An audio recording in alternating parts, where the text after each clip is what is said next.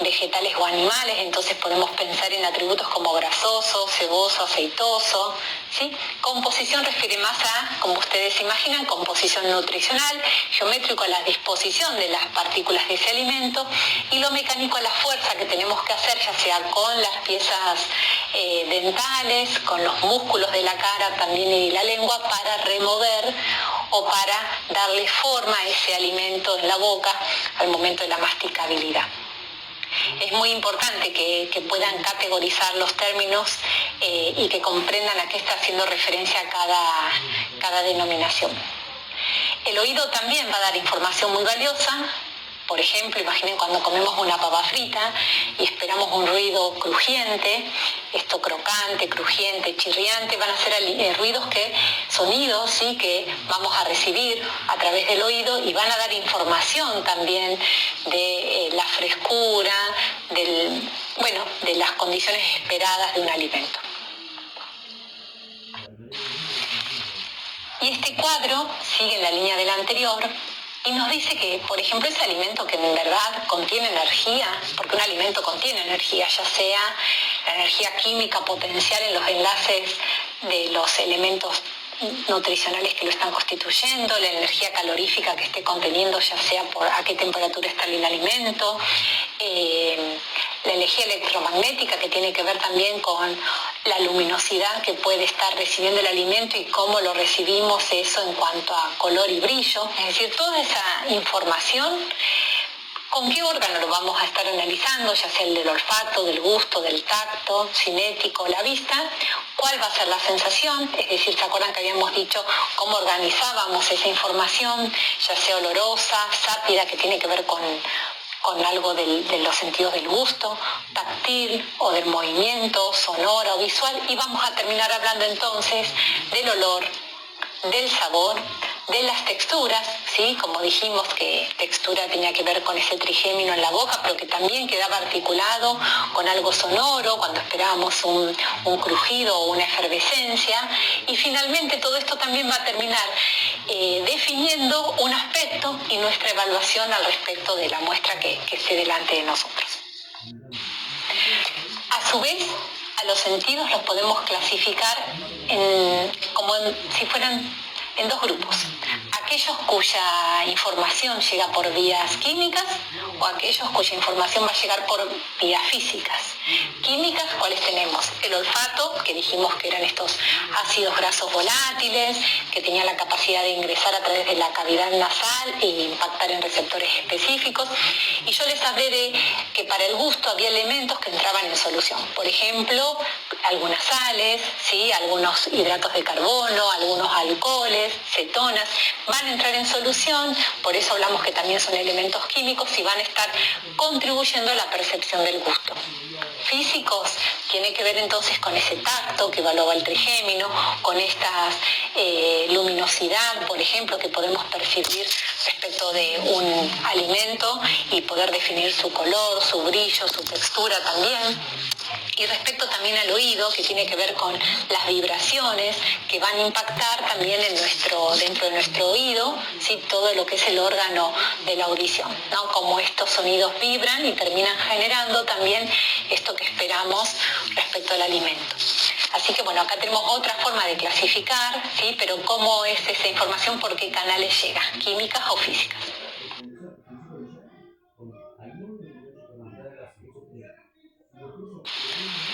Bueno, y como venimos analizando, podemos a esta altura ya confirmar que cuando estamos ante el estímulo de un alimento, la información, esta información aferente, ¿no?, que nos va a llegar, va a ser por múltiples canales, ¿sí?, que tenemos como contacto con el alimento, con esa muestra que esté en participación.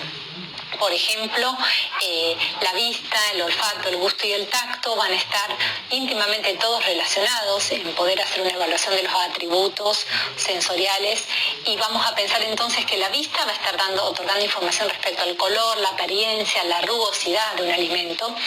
El olfato, decíamos que en principio una experiencia primera sería el olor, el aroma que se despliega una vez que el alimento está introducido en la cavidad bucal, y va a participar también del olfato. Esto lo podemos comprobar cuando estamos resfriadas o resfriados y por ejemplo, se pierde parte del olfato porque hay mucosidad, y al tener esa mucosidad en la cavidad nasal afecta de una manera significativa la percepción del sabor de un alimento. Esto lo podemos comprobar cuando nos tapamos la nariz. Vamos a ver que no podemos reconocer muy bien de qué sabor se trata. El gusto, dijimos entonces que en primera impresión iba a ser por estas papilas gustativas, pero obviamente que va a estar vinculado a la cavidad olfatoria, y vinculado al olfato va a producir también lo que sería participar en el sabor del alimento. El tacto, que tiene que ver con la lengua y la inervación de este trigémino, iba a darnos información de la temperatura, del peso de un alimento en la boca, de su textura, de la rugosidad. Y el oído, ¿sí?, por estas vibraciones sonoras, nos pueden dar obviamente información sobre la textura de un alimento, sobre la rugosidad también que tenemos. Bueno, y para hablar de vista, la visión, tenemos que hablar un poquito de los ojos. Bueno, estos órganos se ubican en las cavidades orbitales de la cara, cuentan con células fotorreceptoras, es decir, que van a recibir la luz, ¿sí? Son sensibles a la luz, y esa información va después a ser traducida a nivel del sistema nervioso central, y esa información a su vez llega a través del nervio óptico, ¿no?, a ese sistema nervioso central. Cada ojo tiene, se puede decir, dos partes, lo que es el glóbulo ocular y los órganos anexos, y el globo ocular es un órgano casi esférico de 24 milímetros, dice la literatura respecto a la anatomía, y está constituido por 3 membranas. Una membrana más externa, que es la esclerótica, luego le sigue la coroides, y finalmente la más interna, que es la retina. La esclerótica, que es la capa fibrosa del ojo y, como decíamos, la más externa, luego en la zona central, en su parte anterior, se hace transparente, ¿sí?, y se va bombando para formar finalmente la córnea. La córnea sería como esta película que tenemos como externa del ojo. A través de ella es que los rayos lumínicos, ¿sí?, llegan y luego van a impactar a la zona posterior, donde se va a encontrar en la parte posterior del ojo el orificio que va a dar paso al nervio óptico. La retina sería como la membrana más interna y va a recibir las impresiones luminosas que finalmente, como decíamos, se transmiten al cerebro por este nervio óptico que estamos hablando. ¿A dónde llega esa información? Al lóbulo occipital. Esta retina está formada por células que decíamos fotosensibles a distinta intensidad de la luz y de los colores, que se llaman conos, ¿sí?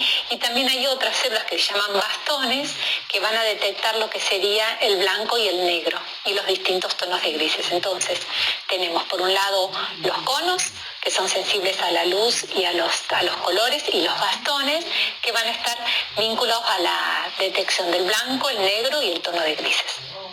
En la retina lo que se puede también distinguir es la mácula o una mancha amarilla, que es una zona de gran abundancia de conos, y la papila óptica, donde se encuentra el punto ciego, que sería el lugar donde el nervio óptico se une a esta retina y está libre de células fotosensibles, por lo que ese espacio carece de visión. El globo ocular también tiene una serie de medios transparentes a través de los cuales pasa la luz, como ser el humor acuoso y el cuerpo vítreo. Y entre ambos, ¿sí?, se encuentra un órgano, ¿sí?, una organela que se llama cristalino, que es una especie de lente, ¿sí?, como podemos ver en la imagen, biconvexa, que lo que hace es enfoca los rayos luminosos de modo que formen una imagen perfecta que después se va a proyectar hacia el fondo del ojo, que sería la retina. El ojo es muy delicado y por eso necesita un montón de componentes que lo protegen, como ser los párpados, ¿sí? Y vamos a ver también que estos órganos están ubicados en estas cavidades oculares por varios músculos, ¿sí?, superiores, inferiores y laterales. Bueno, y decíamos que la vista daba varias informaciones respecto a un objeto, y entre ellas era el atributo del color. El color tiene una gran influencia, ya sea en nuestra aceptación o rechazo. Imaginemos cuando estamos eligiendo frutas o vegetales en una verdulería, ¿sí?, cómo nos inclinamos a si nuestra expectativa era que la fruta esté madura, ¿sí? O cómo podemos pensar si esa fruta está a punto o todavía le falta, cómo hacemos una evaluación con ese color, ¿no? Por ejemplo, bananas, si van a estar más amarillas o más verdes o más marrones, cómo podemos tener información respecto al estado de ese alimento. Bueno, el color, como sabemos, es una propiedad que depende de 3 factores. De la luz que incide sobre el alimento, sobre ese objeto, ¿sí? Y la luz puede ser más cálida, más fría, puede estar con algún tono, podría no haber luz y ser la luz ambiental, es decir, la luz va a modificar bastante, ¿no? Cómo percibamos el color. El soporte, es decir, las características propias del objeto, ¿sí? Si el objeto tiene capacidad de reflejar, de absorber o de refractar esa luz. Y por último, el observador, ¿no? ¿Cuál es su capacidad respecto a la visión, ¿sí? Cómo puede percibir este atributo en el alimento que estemos evaluando. El color tiene también 3 características. Acá imaginen cuando ustedes están editando una foto, vieron que aparece la posibilidad de modificar el tono, la intensidad del brillo y cómo se modifica esa imagen. Bueno, acá es esto mismo, ¿no? El color de un objeto va a variar en función de estos atributos también y cómo también esto finalmente hace que nosotros nos inclinemos a elegir un alimento u otro o el mismo alimento. Pasado cierto tiempo ya podemos considerar descartado para el consumo. El segundo atributo sensorial que vamos a reconocer es el olor. Acá aparece el órgano de la nariz como protagonista y habíamos dicho que eran estas sustancias volátiles que eran liberadas por los alimentos, por los objetos y que podían ser captadas, ¿sí? A través de las fosas nasales y hacer impacto en las células olfatorias. Esa información se va a enviar como impulso al bulbo olfatorio y luego los centros olfatorios en la corteza cerebral donde vamos a esa información ordenarla y tener lo que sería justamente la percepción, ¿sí? Cómo vamos a interpretar esa sensación. ¿Qué cuestiones aparecen acá? Interesante es el concepto de la intensidad y la persistencia. La intensidad tiene que ver con la magnitud de la sensación que estamos percibiendo, ¿sí? ¿Cómo sería el cuánto? ¿Sí? Es como una variable de intensidad y de cuantificación, ¿sí? Es la magnitud. Y la persistencia, como dice la palabra, es en el tiempo, ¿no? ¿Cuánto tiempo perdura, ¿sí? La continuidad de esa percepción? Bueno, y acá es interesante también, ¿no? Porque quizás tenemos olores, ¿sí? Que una vez que han penetrado en nuestra cavidad olfatoria, en nuestra nariz, perduran, ¿no? Entonces se podría pensar que es un olor que tiene una persistencia importante o que es prolongada esa persistencia. Y acá nos estamos introduciendo en todo un glosario, en un vocabulario específico de la evaluación sensorial que es interesante que reconozcamos y que podamos aplicar oportunamente. Y acá también un poco hablando de la anatomía del órgano olfatorio. Bueno, el aire ingresa por la cavidad nasal, que está tapizada por toda una mucosa muy delicada y muy vascularizada.